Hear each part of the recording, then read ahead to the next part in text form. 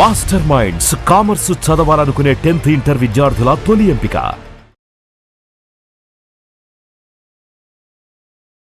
మా అమ్మ చెప్పింది ఖాళీగా ఉంటుంది కీబోర్డ్ నేర్చుకోవచ్చు కదా అని. నేర్చుకుంటున్నారా? నేర్చుకుంటున్నారు. అయ్యమ్మ బాబోయ్! మీ ఫిట్నెస్ సీక్రెట్ ఏంటి రాఘవేంద్రరావు గారు? ఎప్పుడు ఆ స్మైల్, ఇన్ని యాక్టివిటీస్, చాలా జోష్ఫుల్గా ఉండడం, సరదాగా ఉండడం. అసలు మీ ఫిట్నెస్ సీక్రెట్ చెప్పండి. మీరు ఏం తింటారు చెప్పండి.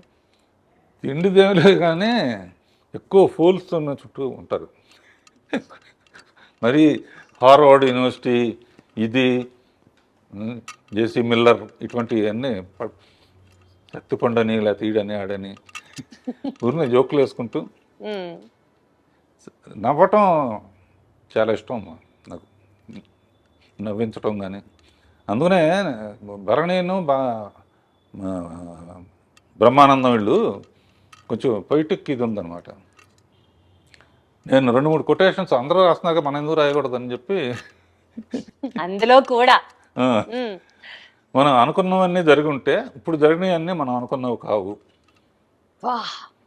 మనం అనుకున్నవన్నీ జరుగుంటే ఇప్పుడు జరిగినవన్నీ మనం అనుకున్నవి కావు.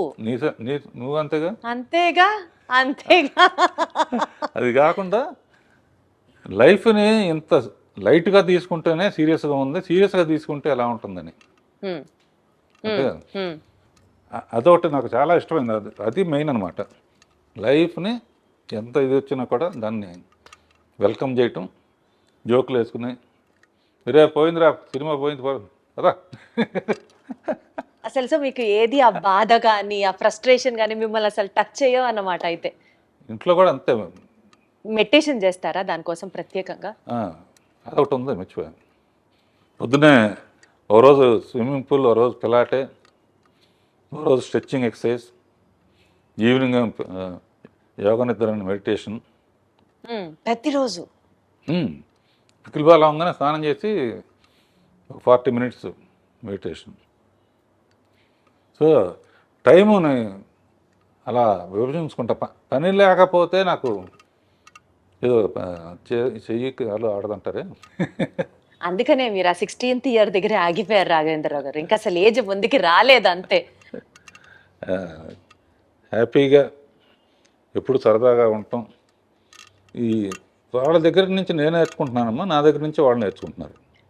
కొంతమంది చెప్తారు కదా, కేజీ 1200 రూపాయలు ఉండే బియ్యం తింటాం, లీటరు 5000 రూపాయల నుంచి 10,000 రూపాయలు ఉన్న డైరెక్ట్గా హిమాలయాస్ నుంచి తెచ్చిన వాటర్ తాగుతాం, అదే మా బ్యూటీ సీక్రెట్, అదే మా ఫిట్నెస్ సీక్రెట్ అంటారు కదా.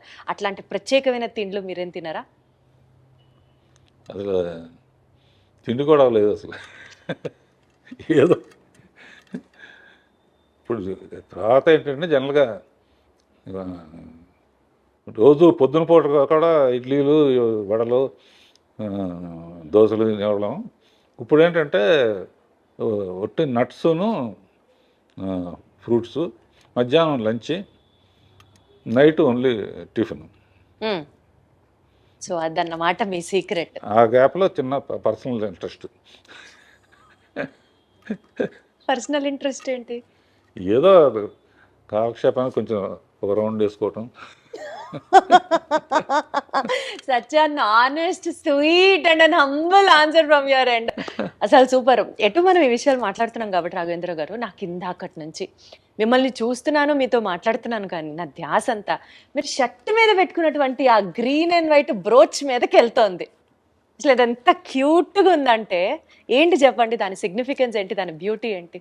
ఇది మా అమ్మాయిలు ఏంజల్ ఉంటే మంచిది అంటారమ్మా. ఏంజల్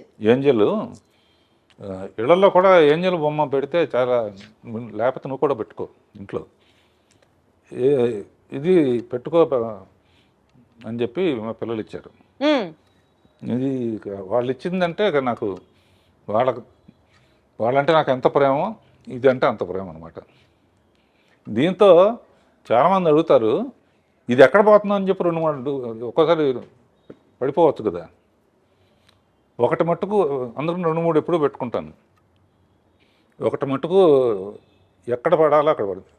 గొప్ప వ్యక్తి అక్కినేని నాగేశ్వరరావు నిర్యాణం చెందినప్పుడు అన్నపూర్ణ స్టూడియోలోనే ఇది చేశారు, ఫైర్ ఫైర్ లాస్ట్ రైట్స్ అన్ని అక్కడ చేశారు.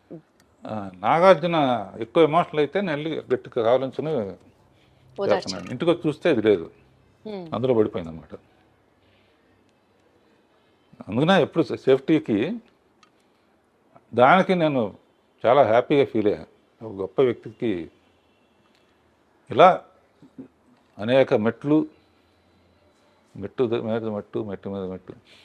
ఎల్వి ప్రసాద్ గారు అనేవారమ్మ, అంటే ఆయన సినిమాలో చైల్డ్ ఆర్టిస్ట్గా కూడా చేశాం. నేనంటే బాగా ఇష్టం ఆయనకి. రాఘవేంద్ర సినిమా పెద్ద హిట్ అయిందని వాళ్ళ అబ్బాయి చెప్పాడు అనుకో, రాఘవేంద్ర ఎంత పైకి వెళితే ఎక్కడ ఇది పడిపోకుండా చూడటం ఉండడం బాధ్యత, పడిపోకుండా చూడటం. ఎంత హైట్ వెళ్తే అంత బాధ్యత పెరుగుతుంది. అట్లా it is a beautiful journey all over. ప్రత్యేకంగా అండి సీనియర్ ఎన్టీఆర్ గారితో మీరు చేసిన ప్రతి సినిమాలో ఆడియో బ్లాక్ బస్టర్ హిట్ అంతే. చక్రవర్తి గారు మ్యూజిక్ అనుకోవచ్చు, లేకపోతే వాట్ ఎవర్ కారణాలు ఏంటో మీరే చెప్పాలి. కానీ అసలు ఆ పాటలకి మీరు దగ్గరుండి రాయించుకునేవారా, లేకపోతే ఎన్టీఆర్ గారే రాసేవారా? అసలు ఏంటి ఆ మ్యాజిక్? యాక్చువల్గా అమ్మా ఇందాక చెప్పినట్టు రామారావు పిక్చర్ రాగానే ఎట్టి పరిస్థితుల్లో సక్సెస్ చేయాలి అన్నది ఒక అప్పుడు ఏంటంటే నాగేశ్వరరావు డ్యాన్స్లు అంటే బాగా విపరీతంగా స్టెప్పులు విజిల్స్ చేసేవాళ్ళు.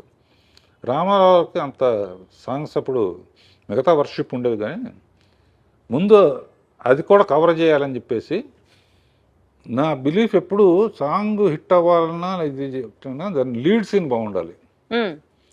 సో సాంగ్స్లో ఆయన ఫెయిల్ అవ్వకూడదు అనుకుని ఆరేసుకోబోయే పారేసుకున్నాను అనే అడవి రౌండ్ల పాట మాధవన్ గారి మ్యూజిక్.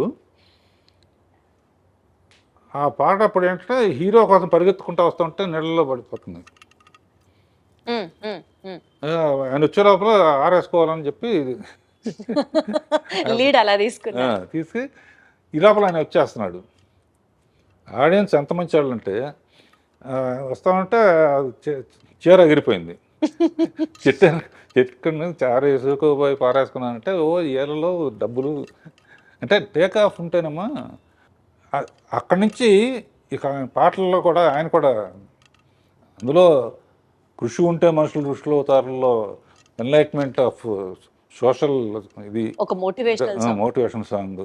తర్వాత కోకిలమ్మ పెళ్ళికి అనేది, తర్వాత మేజర్ చంద్రకాంత్ పుణ్యభూమి నా దేశం పాట. అసలు మేజర్ చంద్రకాంత్లో పుణ్యభూమి నా దేశం ఎక్కడికి వెళ్ళినా సరే ఆగస్టు 15th జనవరి 26న ఈ పాట ప్లే అవ్వకుండా భారతదేశంలో ఎక్కడ ఉండదు అంతే.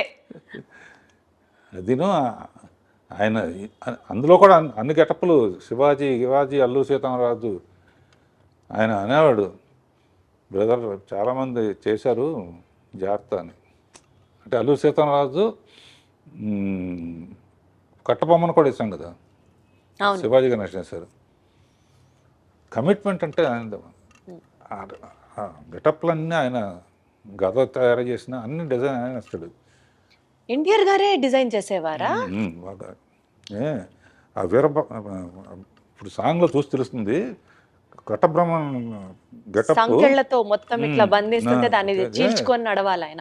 మన ప్రొడక్షన్ వాళ్ళు ఉంటాయి, కార్లో కంఫర్టబుల్గా ఉండదని ప్రొడక్షన్ తెప్పించుకుని టిఫిన్ క్యారియర్లో నింపుతామే, అందులో ఎక్కొచ్చాడు ఆయన.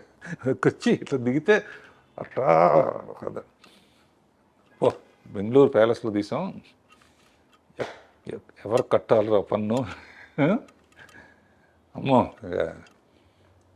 ఇక ఆయన టాపిక్ సౌందర్యలో టాపిక్ వచ్చినప్పుడు నేను తట్టుకోలేక ఏడ్చేసాను. ఇప్పుడు కూడా లైట్గా మీ కళ్ళు చెమరుస్తున్నాయి, అర్థం అవుతుంది. అంటే నాకు ఆయన లేకపోతే అసలు అంటే అంత బాగా చూసుకున్నారు.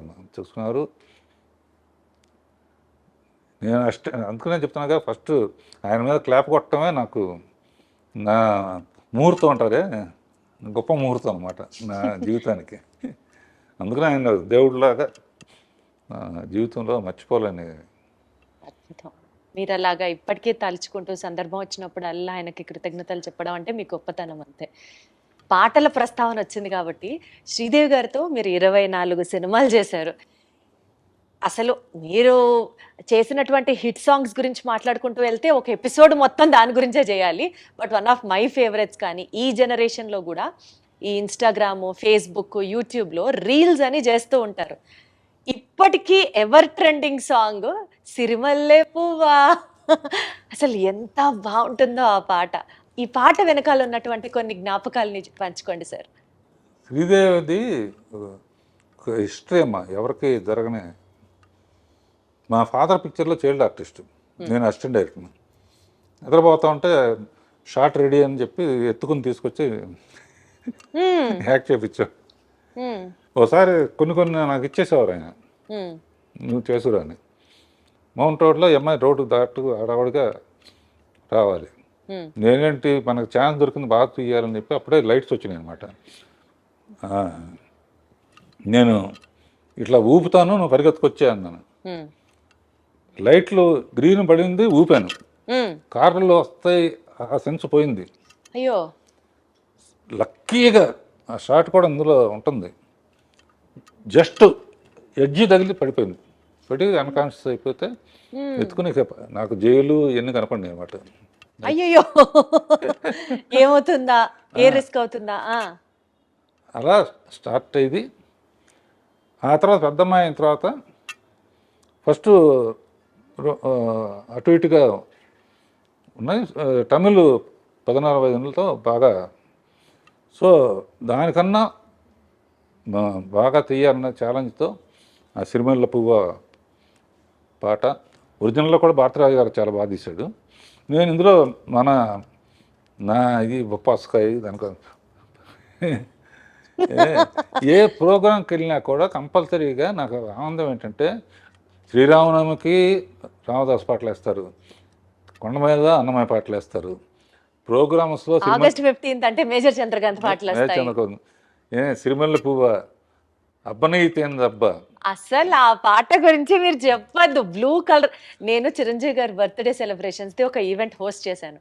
ఆ ఈవెంట్కి వెళ్ళేటప్పుడు నా కాస్ట్యూము శ్రీదేవి గారి కాస్ట్యూము, బ్లూ చీర, బ్లూ బ్లౌజ్, ప్లెయిన్ అనమాట. ఎగ్జాక్ట్గా అబ్బనీతి అని దెబ్బ నాకు అది కళ్ళ ముందర ఉంటుంది. నాకే కాదు, చాలా మందికి వీరాభిమానులు ఉన్నారు ఆ పాటకి.